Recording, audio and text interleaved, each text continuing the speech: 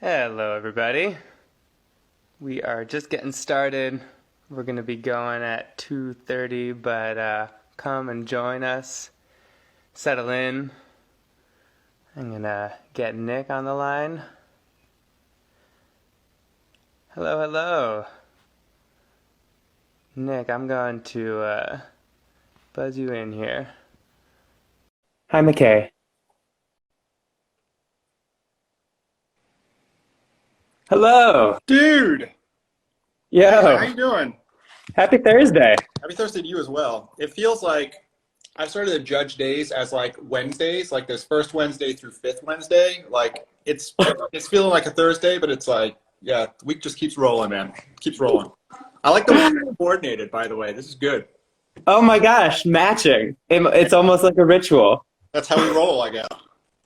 I think this is like the designer like uniform, right? Oh, it totally Um, is. Yeah, black shirt is like a safe uniform for us designers. It's totally the way it works. It's good. Hello, everybody. Hi, everyone that's joining us. We're gonna get started in a couple minutes, but if you're just logging on, please in the comment section let us know where in the world you're joining us from, and maybe a favorite ritual of yours. What comes to mind when you hear the word ritual? It's kind of cool that we get to have a conversation literally globally around the world right now. So love to hear where you're calling in from. It's awesome. Any rituals in your personal life, Nick, that you love? I mean, the rituals are all. I think there's this whole thing about like ritual replacement, right? Like the things that you lose and you try and get back, right? So it's like I was a bike commuter for like 20 years, and then sort of when we started working from home, I kind of lost that. So I've been trying more recently.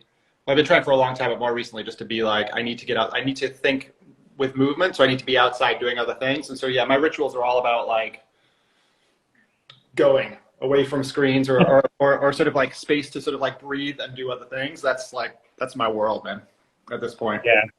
Yeah, yeah. Hey Philly, hey Vegas.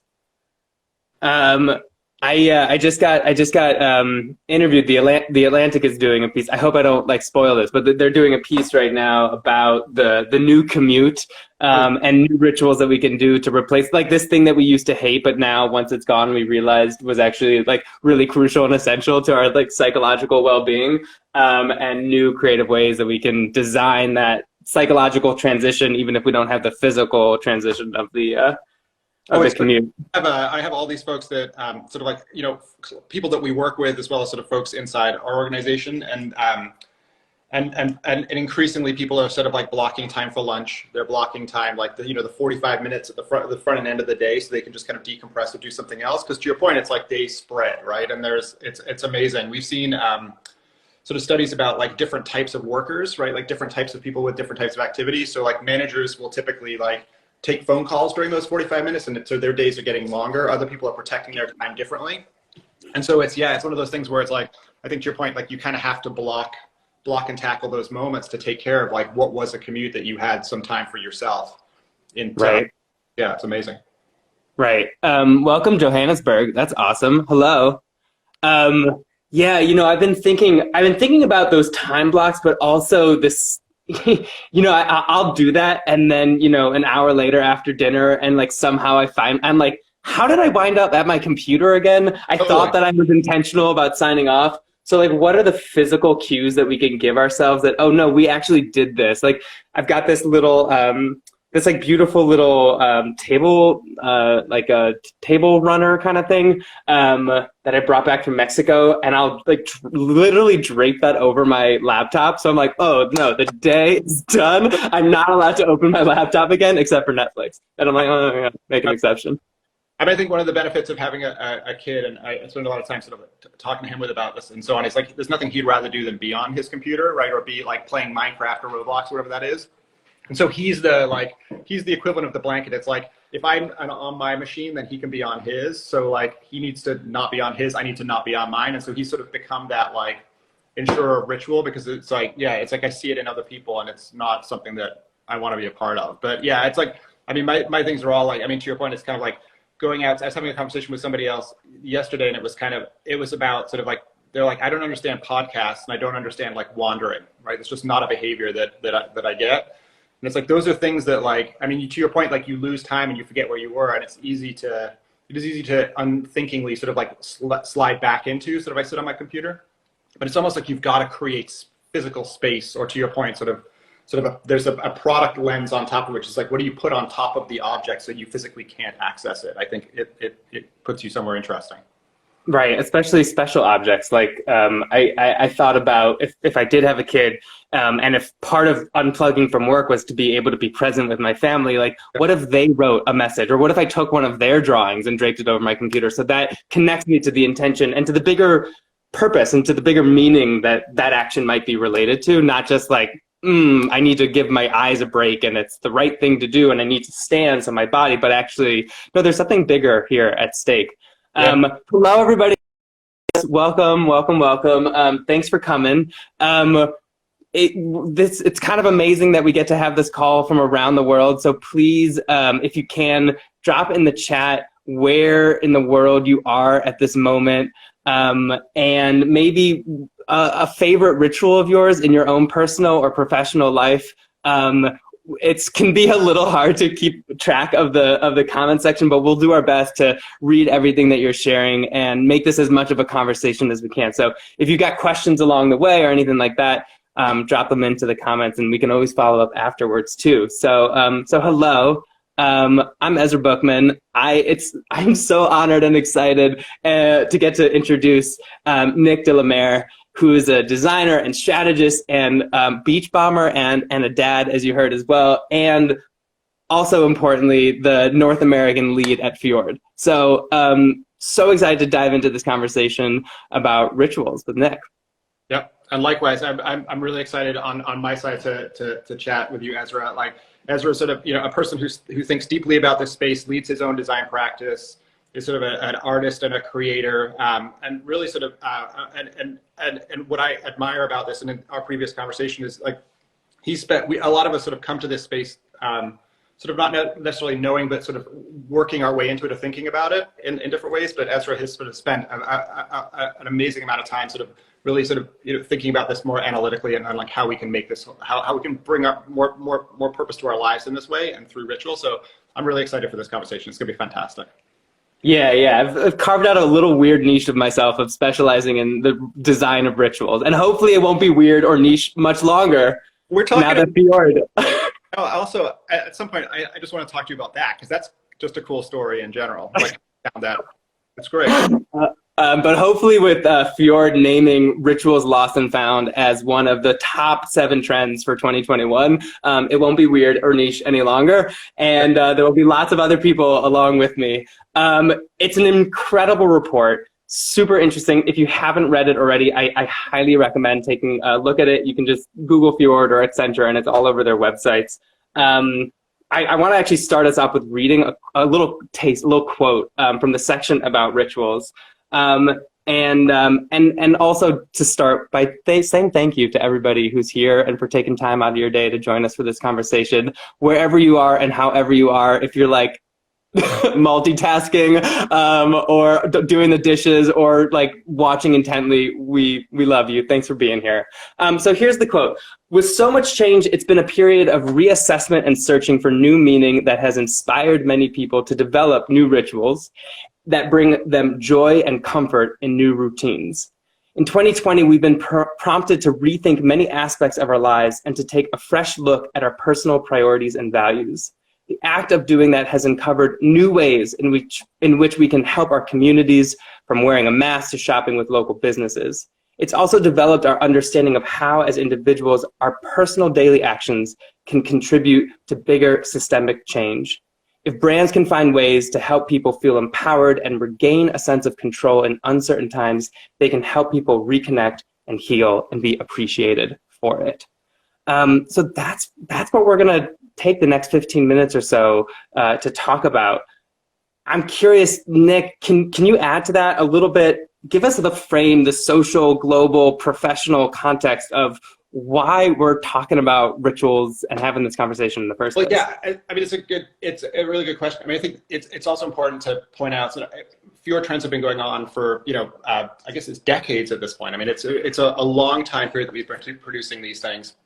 And I think it's fair to say that over the last, the last X number of years, we've seen a progression in the way that things have been occurring sort of into our trends. But then there was this inflection point that happened in the last year, as we all know, right? Like massive global social sort of economic upheavals. And what was really interesting about trends this year, as much as anything else, is it is a global sort of view of the world, and in many ways, being in North America, we look at what's been going on in North America as sort of home to us or key to us, but you start to realize this feeling of transition, this feeling of sort of discomfort, of losing oneself as a global thing.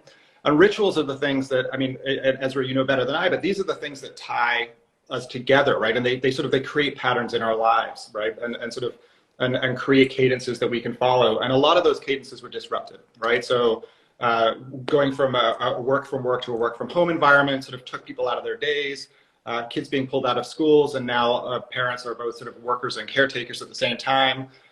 It heightened and created more sort of economic inequalities around people who are still heading into work or going to their place of business and people who are able to work from home, as well as any number of other things, as well as obviously sort of a lot of that ties back to the vaccine. And so what we realized in this is that, 2020 is really the start of, you could look at sort of 2000 obviously as the start of the new millennium, but like 2020, I think in many ways is we're seeing it as sort of that inflection point. That's when things are really changing.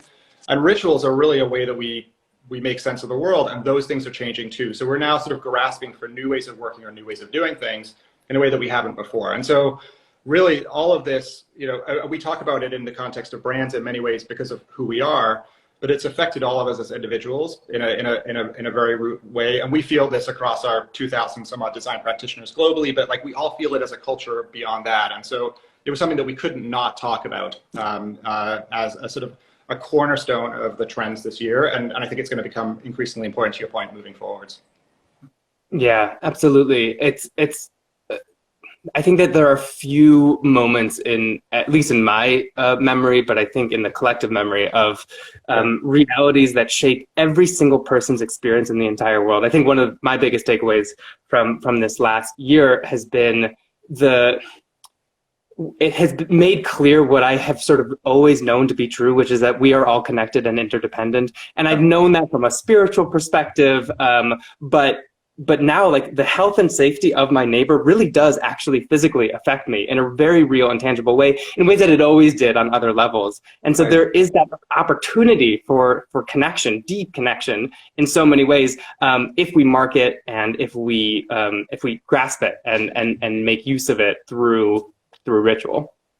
Yeah, I think you're so right. I mean, I think, we take a lot of this stuff for granted, right? I think that, and we were talking about sort of prior to this thing, the sort of things like commute times and so on, that like you have to get from point A to point B, and so we don't really pay as much attention to it as we might.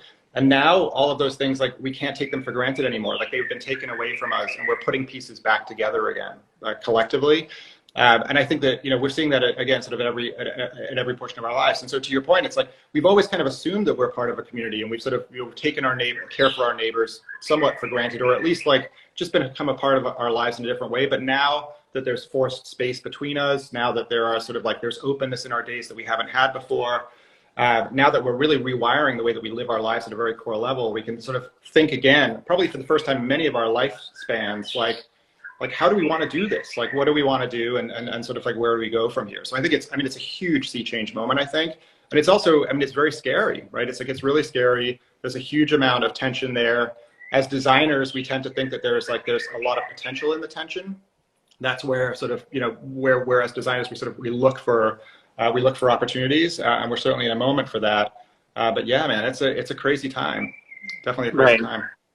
And from my perspective as a ritual designer, I always think about any change and any transition in our lives, inherently, even the ones that we like and even the ones that we want, has some element of loss. There's something that we're leaving behind and some element of anxiety. and uncertainty about the future. That's just inherent to change and transition, even the good ones. And so rituals for all of human history, right? This like really interesting evolutionary quirk that humanity has developed, these sort of strange practices that aren't even necessarily, functionally clear. Like, what do they actually do? And yet they affect us so deeply. So why? Like, why do they affect us deeply? And I think part of that is because it helps us navigate those moments of change and intense anxiety. Loss of the past, grounding into the present, and accepting our reality and setting intentions for what we want the future to look like.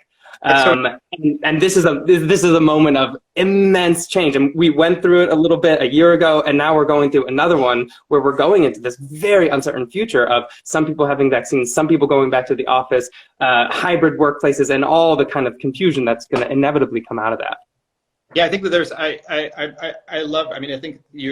love it in this, all of this in the sense, and what you're saying in the sense of like, it's a search for meaning, right? Like we're looking for, like, rituals provide meaning in our lives, or provide sort of like a cadence for sort of understanding meaning. And I think that you're right, like in that sort of, what's going to be interesting in that sort of return to work phase. There was an article that was shared, I think I forwarded it to you earlier. There's an article that was shared across sort of where we are, which is sort of, the office is a place of refuge, or a place where you can kind of go, but you can also be seen, right? And because that allows us to sort of gain our own sense of social capital, and feel that we have meaning in the world. And sort of what we've been removed from in some ways is sort of our own sense of meaning and social capital for ourselves, and sort of like who we are.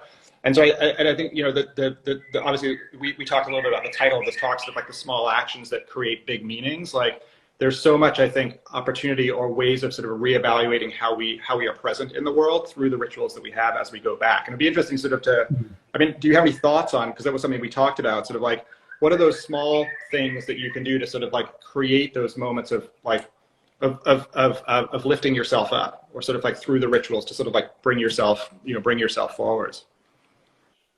Yeah, it's a complex one, right? Because it's deeply personal, and the ways in which we make meaning out of our lives, and also the challenges that we face. I think it's fascinating that it's important to note that when we get together again and get back into our office spaces or community gathering spaces, in the same room, there's going to be people whose family or friends have died during COVID, who have gone through incredible hardship, have not seen their grandchildren in a year or plus, and who are, and some people who are so desperate to get back into the office and get back around people and be with people again, and some people who had the best year of their lives, really, and the introverts in all of us really are so, like, don't want to be around people anymore, and like our new routines that we've created to give us structure and to give us meaning out of this crazy time, and all of that's coming together in one place. I think it's also interesting. I just read a friend over at the Stanford Ritual Design Lab just sent me a report that 1 in 6 people have cried with a colleague this year, and those numbers are astronomically higher in some of the industries that have been hurt the hardest over this last year. And so all of that is coming into the space. And so I think inherent in your question is, what can we do personally for ourselves to show up with that kind of awareness for our employees or for our team members, and especially as managers? And what are we doing communally or as an organization as a whole? And then also, what are we doing really in our own personal lives? And all 3 of those levels are happening at once. So I'm not sure which one you want to talk about. I think it's totally right. I think there's something, I think, I think to your point, like, we're all coming in with sort of a different life experience, like maybe more than we may have in the past, right? And there's a desire for everyone to be sort of, and a need for us all to be sort of seen at different moments, sort of in that continuum of where we are, in a sense, or to be recognized, right? We spend a lot of time talking about in the design world the need to sort of be vulnerable, or the sort of the it's kind of a pull towards sort of, you have to be open in order to sort of receive the information, or to receive critique, or to hear from somebody that you're designing on behalf of, when you're researching those people, to sort of like hear their stories, and to allow them the space to talk story, to allow them the space to share, and sort of that ritual moment of sort of like bringing people together. But I think we also, to that point, we have to be like, open, to your point, to like to allow people to have their own personal narratives through this and allow them to sort of like be who they need to be in those moments. And I think, you know, you talked about it before, and I've been sort of intrigued by sort of like rituals can't be like mandated in that way. Like it can't just be another work requirement that you have. It's like it's something that has to come from me as an individual into the organization rather than the organization telling me how to act in a certain way. Right. One of my mantras is that rituals are invitations, not obligations. And you know, one of the interesting questions that has driven my research is like, can rituals happen to you? And there's an interesting dialogue around that. I think in the workplace especially, and especially around these moments that are incredibly vulnerable and require authenticity to show up, people need to have agency to enter into that space. Forced vulnerability can actually be harmful. Yeah. And at the same time, you know, sending out, like just a PDF to everyone being like, you should really talk about this. And here's a couple questions for your team is also going to fall flat as well.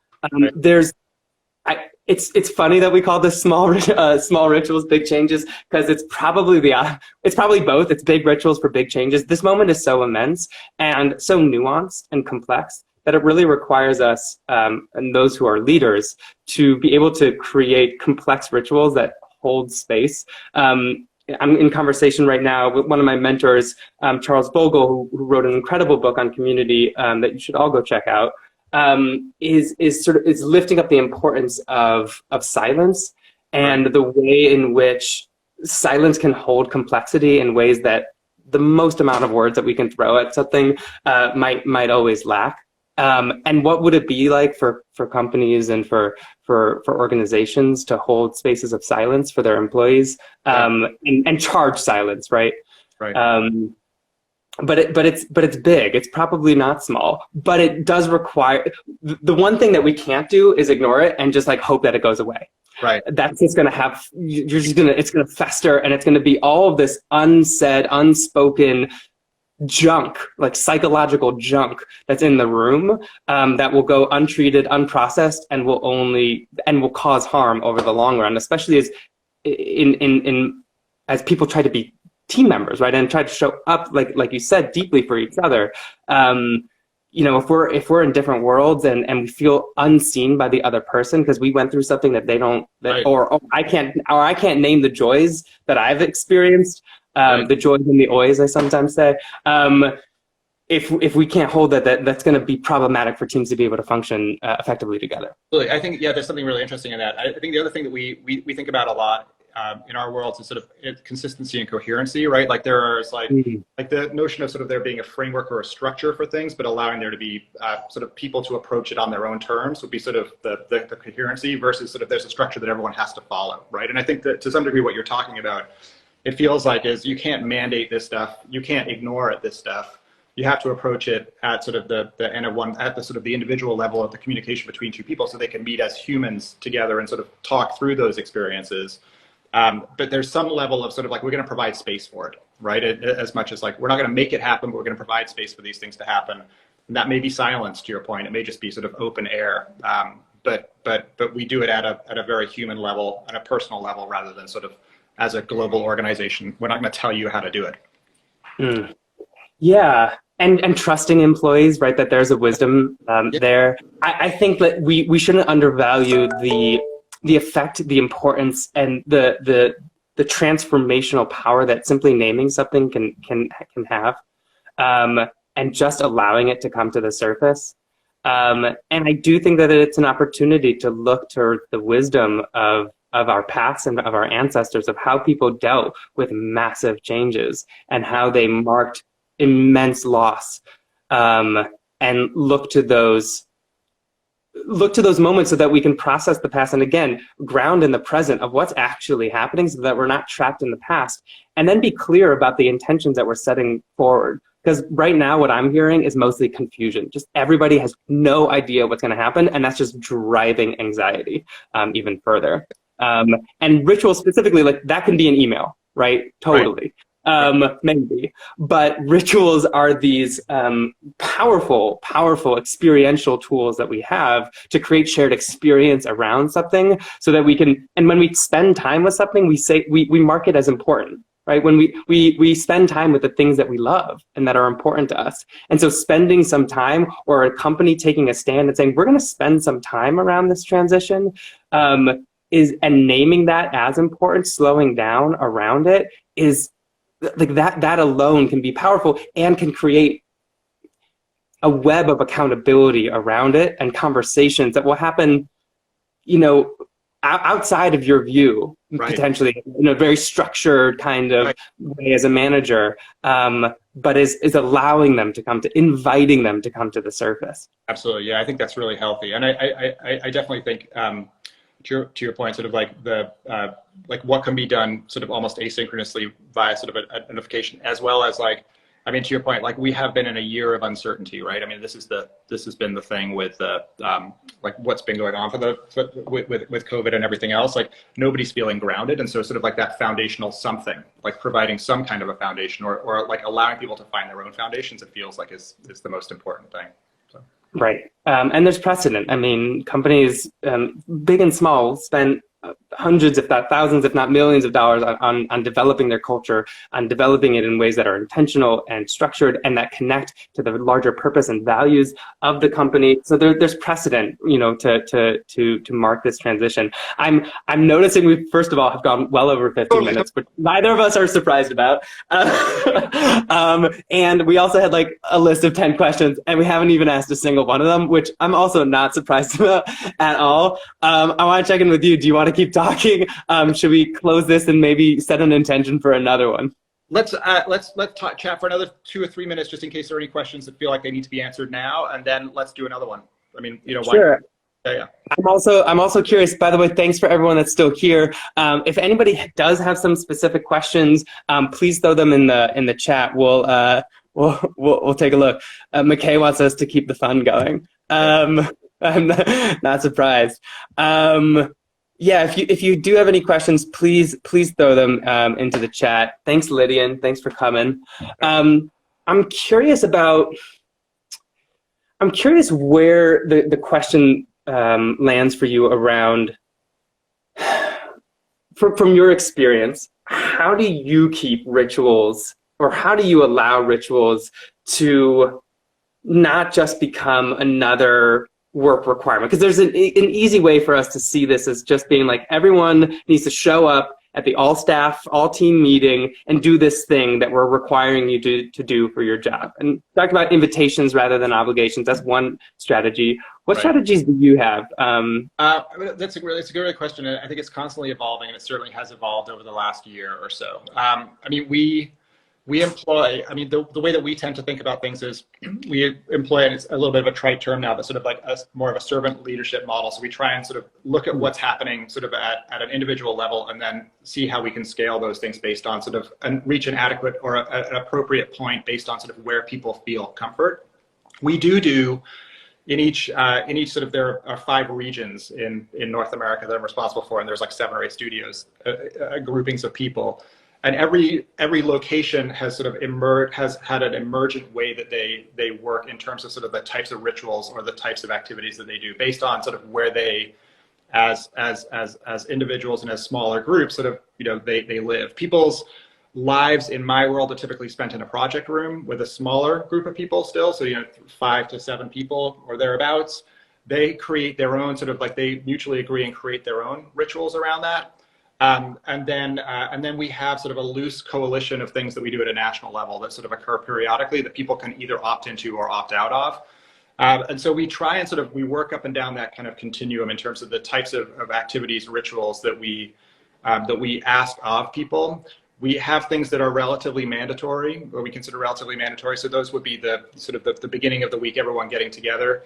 I come from a design culture, one of the past places where like a tea time was always every day, where people would get together and sort of spend some time together that wasn't about work, where they couldn't talk about work. In a virtual space, that's translated to like time where people can kind of drop into a room if they want and just be quiet, or just kind of work alongside each other if necessary.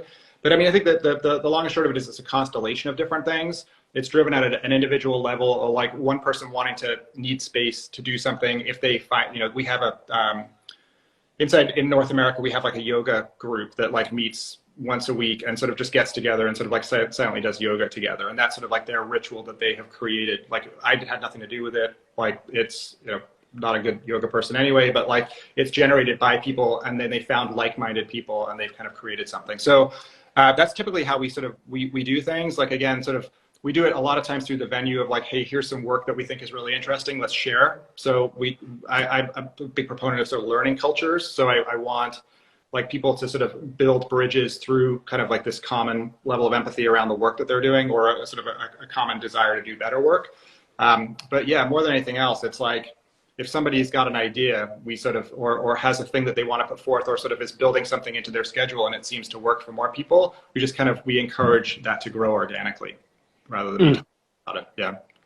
I love that. And I want to sort of like liberate people. I saw the question come in, when do you decide to punt a ritual if it's not taking hold, but you do think it's worthwhile? And also in what you were describing there, I want to sort of liberate people from a common misconception about ritual, which is that it needs to happen forever, or it needs to be repeated in order for it to be a ritual. A ritual are just simply intentional symbolic actions that we take to heighten the importance or the impact or the meaning of a moment. They can happen once. There are so many rituals, right? Every ritual in the world started and there was a first time that it was enacted, right? And it was still a ritual before it was, and we have this sense that rituals need to be like passed down from generation after generation, and that's just simply not true. It's actually much more accessible and available to you. So I would liberate people and allow people to experiment with rituals, not with this pressure of we need to create something that's going to last forever, but something that's going to meet this moment in right now in our need. And when it stops being transformational, impactful, if it doesn't, if it feels like if you took that ritual away, like that moment would feel less meaningful or important, it's probably a good ritual. But if it doesn't, yeah, then it's okay to move on. It's okay to edit it. People have been designing new rituals for all of human history. It's a constant process. And so if you're looking for a place to start, just think about your goals first and foremost. What is the current state of the people that you're trying to create this ritual space for, or yourself, and how do you want them to feel after? Ground into the purpose and the values of your organization, the bigger source of meaning, the bigger framework of meaning that is available to you. And then also email me. I have what I call the ritual lines, which is the 7 design elements of a ritual. So, and I'm happy to share them, maybe on another call as well. Totally. Yeah, and I think, just to echo you, we tend to think, I think it's helpful for us in our world, in sort of the vernacular of sort of the world that we spend a lot of our lives, to think of these things as almost like just prototypes, right? Like, and there's you test if it doesn't work, you change it or it goes away, and it's totally cool because it's not, we don't need to be precious about it in that regard, right? Like, there's the sort of the physical sort of thing that I always go to is the notion of like desire paths. I don't know if anybody's familiar with that. Like, desire paths are like, you'll start noticing them now that I've mentioned them, but when you see like 2 roads or pathways kind of coming together, and there's a shortcut that's been cut between them by just people walking, right? Like, they've been like, hey, you know what, this structure isn't working, I'm gonna kind of create a new one for it. And that's a desire path. Over millennia, like, that becomes, like, in some cases they pave those over millennia, it becomes something called a hollow way, which is like, has its own ecology, right? So it's essentially a path divot in the earth. And so I think of rituals the same way. Like, they are a way to create sort of like meaning and a shortcut, or a way of sort of like making sense of the world. They're not necessarily written in stone. They're not necessarily sort of like sanctified, but they're a way of doing things. Over time, they can gain more value and they can become sort of a hollow way, just a cultural norm for the way that we live our lives, or they can go away and disappear and kind of turn back to grass, right? Like, go back to the natural like material they come from. But I think, yeah, like, not taking it too seriously, I think, is really helpful in that regard, and just kind of like emerging into these worlds is a really nice way of looking at it. I love that. I'll often use the language of distinguishing between a ritual and a tradition, and traditions are just actions that gain meaning over time. And so a lot of rituals become traditions, and they're meaningful because they've been repeated. But a lot of traditions stop being rituals, right? They stop being intentional and symbolic and meaningful to the people that are doing them. The only meaning that they have is because you're repeating them. That's not a bad thing, right? That's not a judgment call, but it's also might give you some language especially when you're trying to distinguish between rituals, routines, habits, traditions. The report mentions and tries to distinguish between habit and ritual. So important. And so check out the report, and then follow Nick. On LinkedIn, Nick de la Mare, Mare, M-A-R-E, and on Twitter. Do you want to say your Twitter account? It's Nick_DLM, I think. But yeah, so it'll be there. It's cool. Follow him, LinkedIn, Twitter. Thank you, Accenture. Thank you at Fjord for hosting this conversation and for having the vision and the insight to name ritual as an important thing for us to hold in these chaotic and troubling and turbulent times. Find the report on Fjord or Accenture's website. Read all about it. You can follow me, ritual_ist, ritualist. Sign up for my newsletter on my website. Email me. This is my favorite thing to do, is just like nerd out and talk about ritual all day. So email me if you're curious, and I'd love to hear more. Ezra@ritualist.life. Ezra, it's been a pleasure, man. Thank you. And I appreciate it. We wore the same color t-shirt today. that will be our ritual for all of our future conversations. All right. Thanks, everybody. Take care, everyone. Thanks for coming. Thank you.